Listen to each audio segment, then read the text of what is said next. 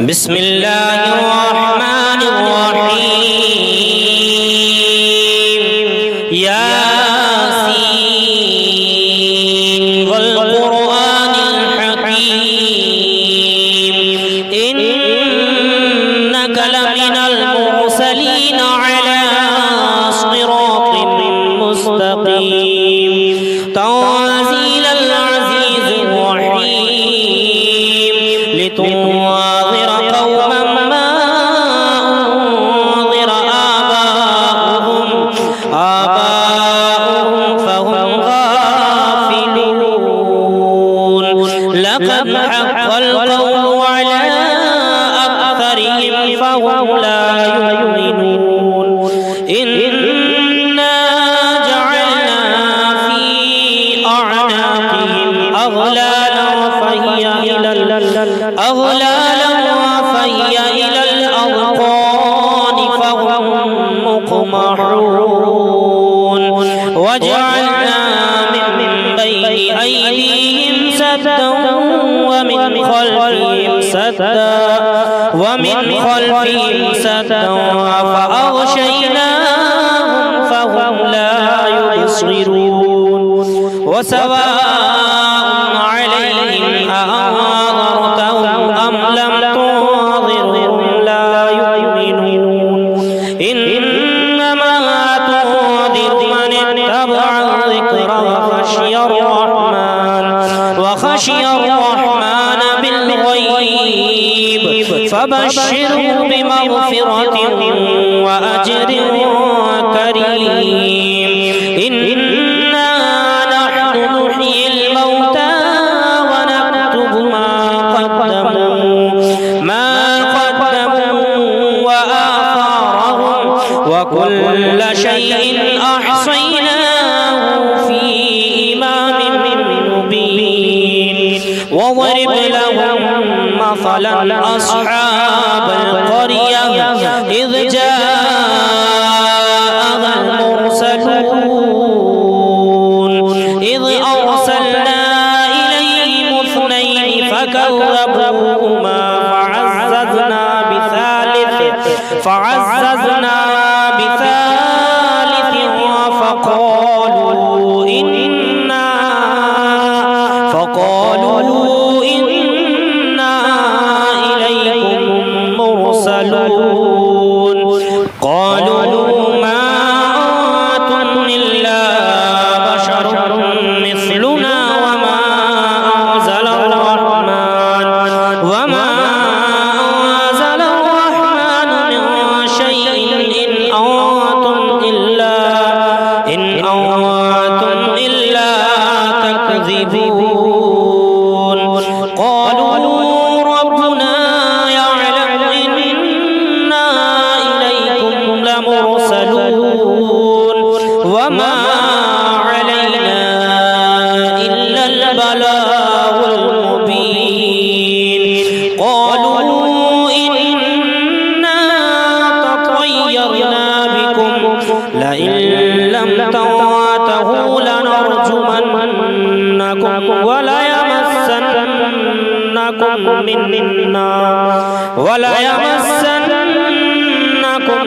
منا عذاب أليم قالوا طائركم معكم أئن ذكرتم بل أنتم قوم مسرفون وجاء من أقصى المدينة رجل يسعى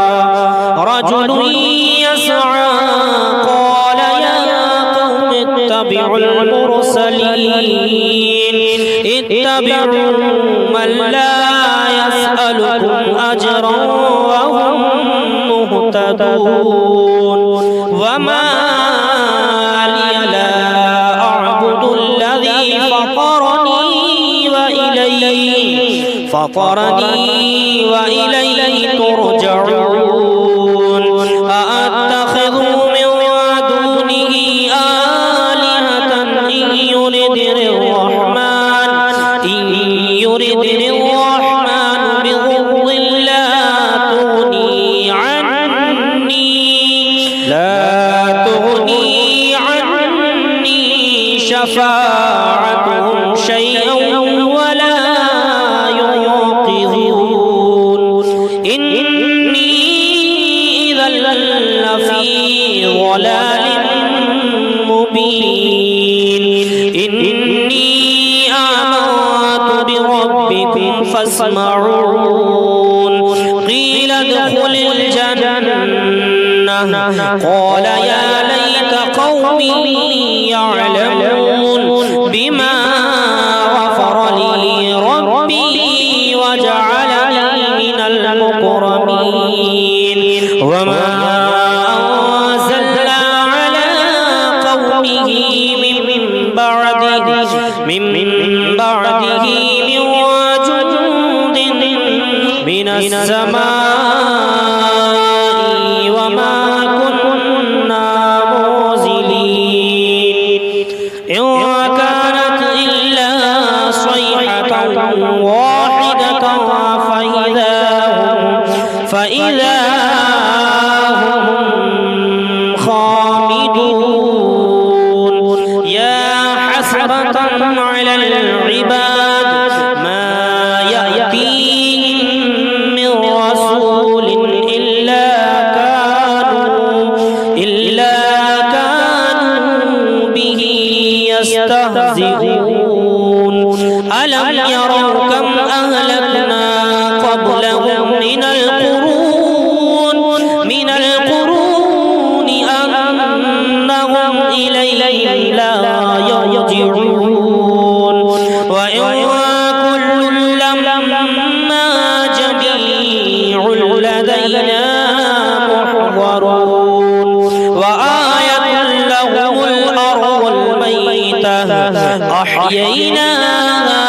وأخرجنا منها حبا فمنه يأكلون وجعلنا فيها جنات من نخيل وأعناب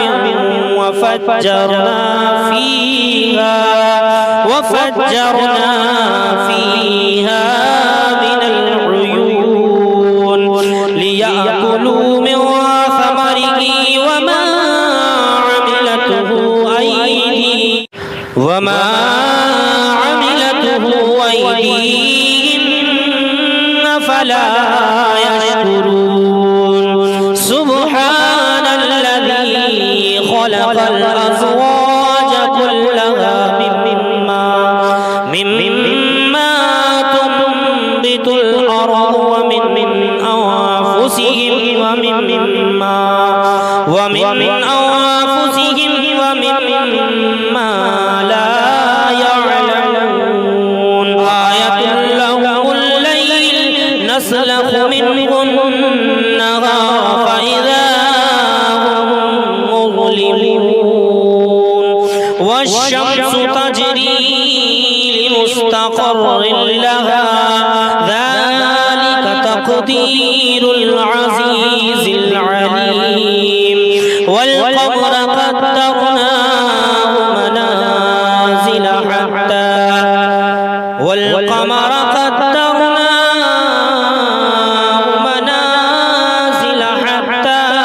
عاد كالأرجون القديم لا الشمس ينبغي لها أن تدرك القمر ولا الليل سابق النهار وكل في فلك يسبحون وآية لهم أنا حملنا ذريتهم في الفلك المشحون لهم من مثله ما يركبون وإن نشأ نغرقهم فلا صريخ لهم ولا هم ينقذون إلا رحمة منا ومتاعا إلى حين إذا قيل لهم اتقوا ما بين أيديكم وما خلفكم لعلكم ترحمون وما تأتيهم من آية من آيات ربهم إلا كانوا عنها معرضين وإذا قيل لهم أنفقوا مما رزقكم الله قال الذين كفروا للذين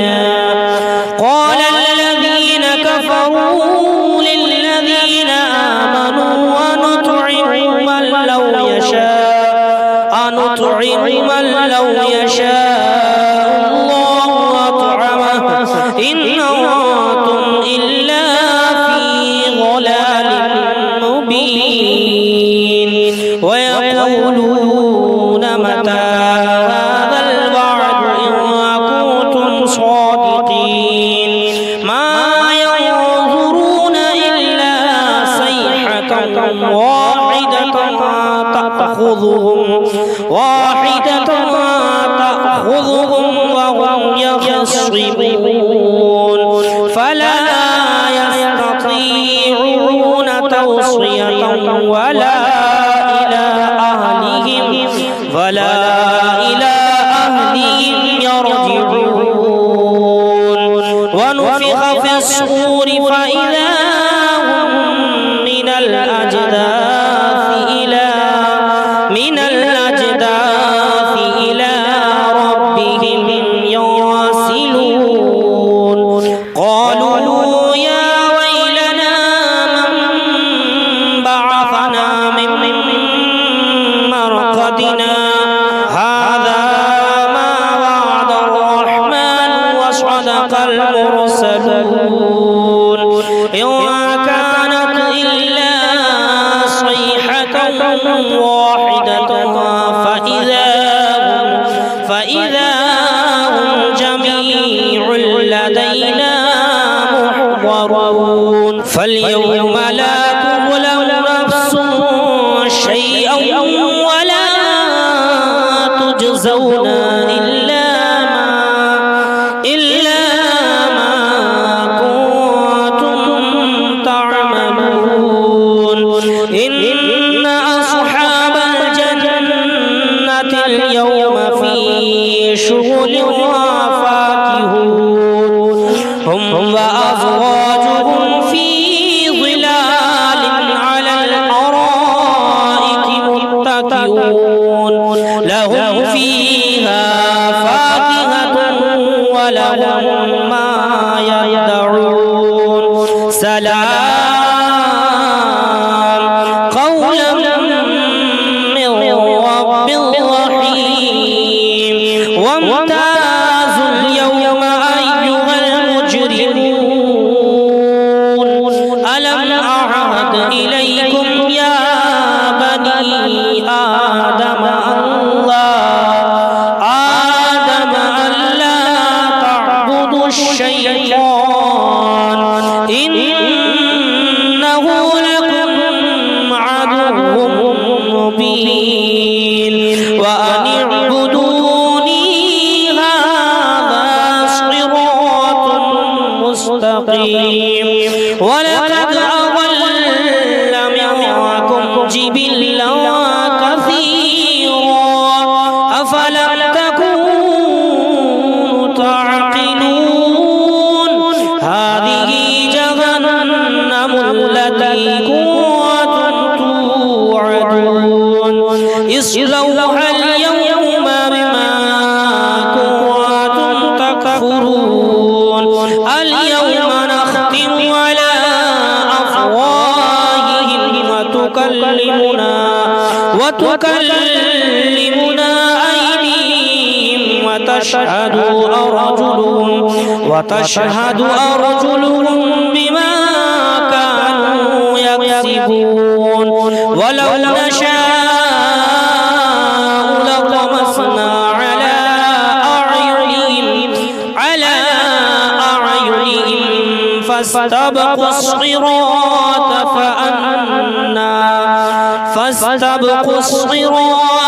فأنا يبصرون ولو نشاء لمسخناهم على مكانتهم فما استطاعوا مضيا ولا يرجعون ومن نعمره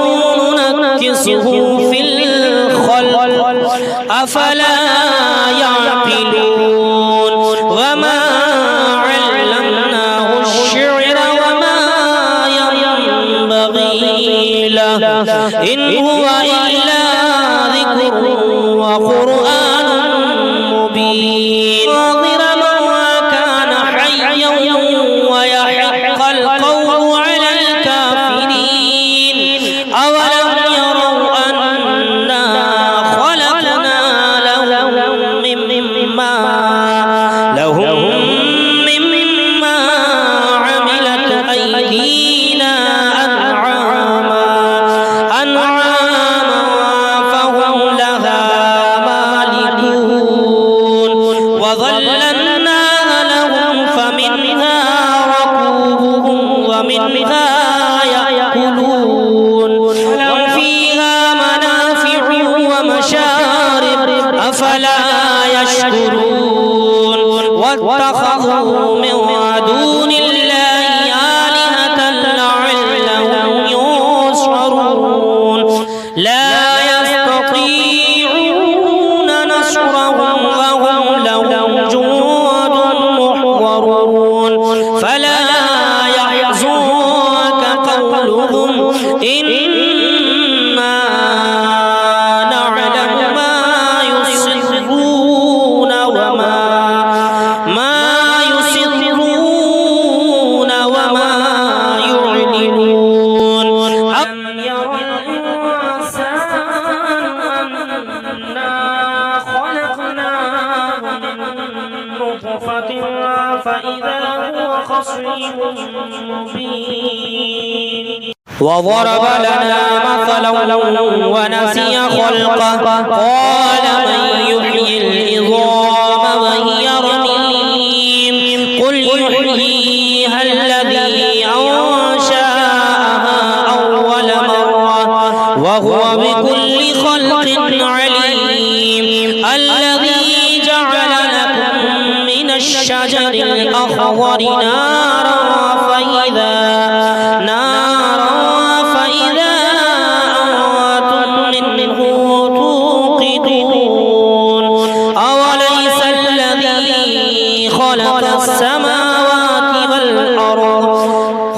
السماوات والأرض بقادر على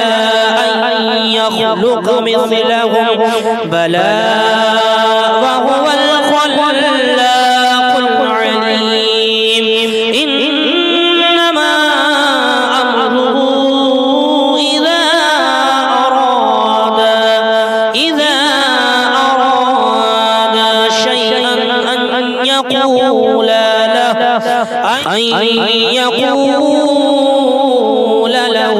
كن فيكون فسبحان الذي بيده ملكوت كل شيء وإليه ترجعون بسم الله الرحمن الرحيم الرحمن علم القرآن خلق الإنسان علمه البيان الشمس والقمر بحسبان والنجم والشجر يسجدان والسماء رفعها ووضع الميزان ألا تطغوا في الميزان وأقيموا الوزن بالقسط ولا تخسروا الميزان والأرض وضعها للأنام فيها فاكهة والنخل ذات الأكمام والحب ذو العصف والريحان فبأي آلاء ربكما تكذبان خلق الإنسان من صلصال كالفخار وخلق الجن من مارج من نار فبأي آلاء ربكما تكذبان رب المشرقين ورب المغربين فبأي آلاء ربكما تكذبان مرج البحرين يلتقيان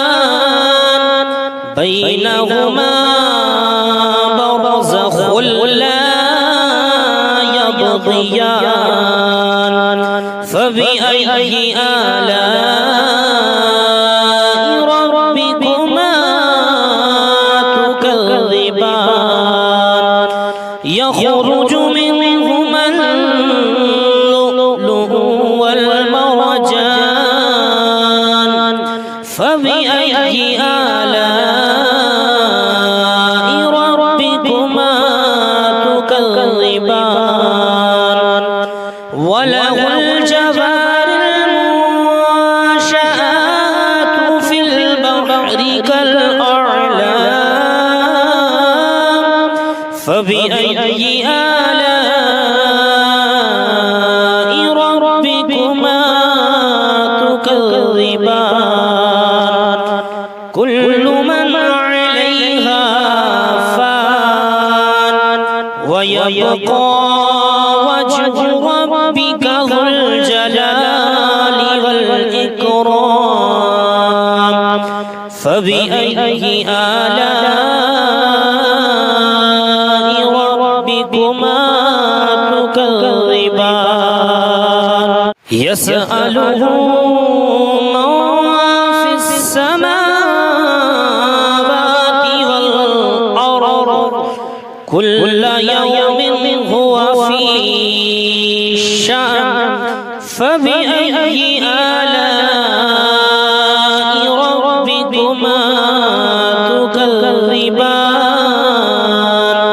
سنفرغ لكم أيها الثقلان فبأي آلاء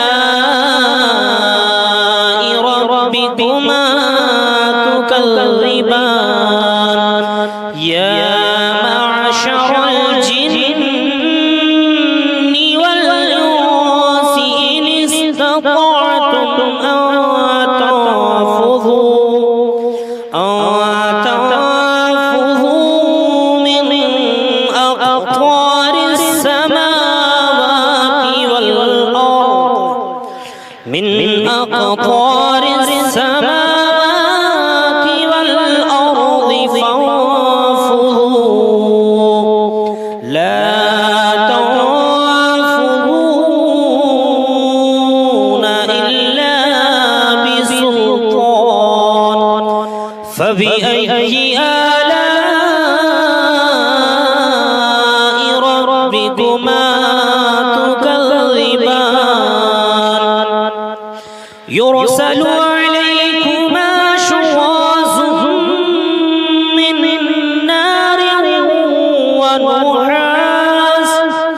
من نار ونحاس فلا تنتصران فبأي آلاء ربكما تكذبان فإذا انشقت السماء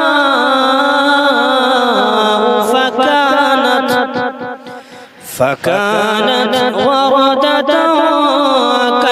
كالدهان فبأي آلاء ربكما تكذبان فيومئذ لا يسأل عن ذنبه انس ولا جان فبأي آلاء ربكما تكذبان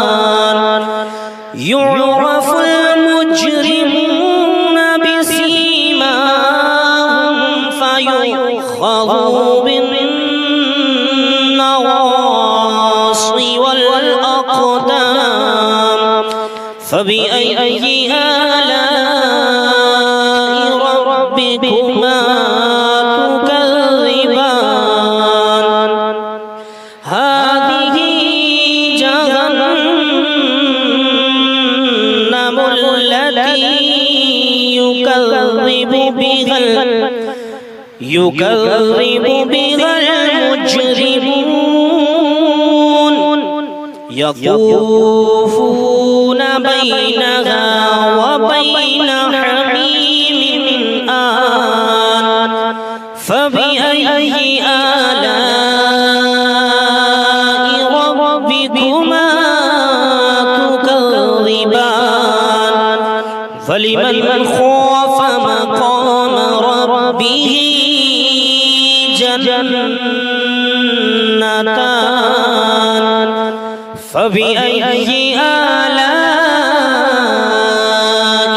ربكما تكذبان ذواتا أفنان فبأي آلاء ربكما تكذبان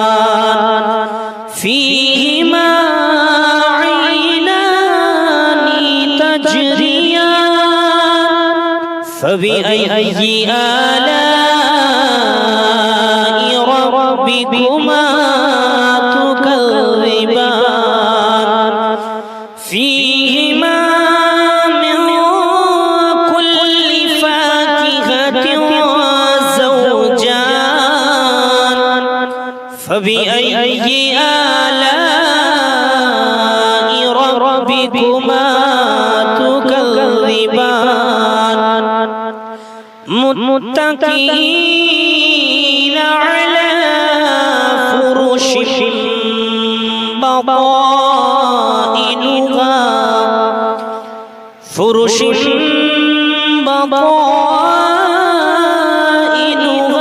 من استبرق وجنى الجنتين دان فبأي آلاء ربكما تكذبان فيهن قاصرات الطرف لم يطمثهن إنس قبلهم ولا جان فبأي آلاء ربكما تكذبان كأنهن الياقوت والمرجان فبأي آلاء ربكما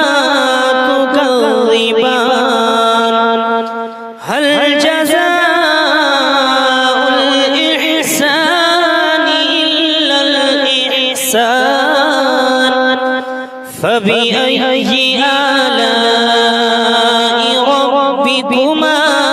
تكذبان ومن دونهما جنتان فبأي آلاء ربكما تكذبان مدهامتان فبأي آلاء ربكما تكذبان فيهما عينان نضاختان فبأي آلاء ربكما تكذبان فيهما فاكهة ونخل ورمان فبأي آلاء ربكما تكذبان فيهن خيرات حسان فبأي آلاء ربكما تكذبان حور مقصورات وفي الخيام فبأي آلاء ربكما تكذبان لم يطمثهن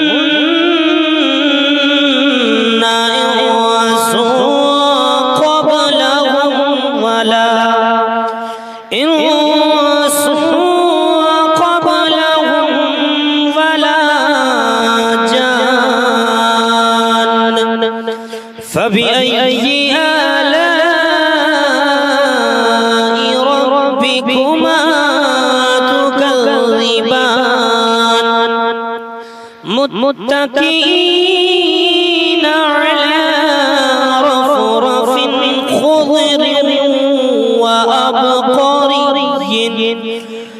خضر وأبقري حسان فبأي آلاء ربكما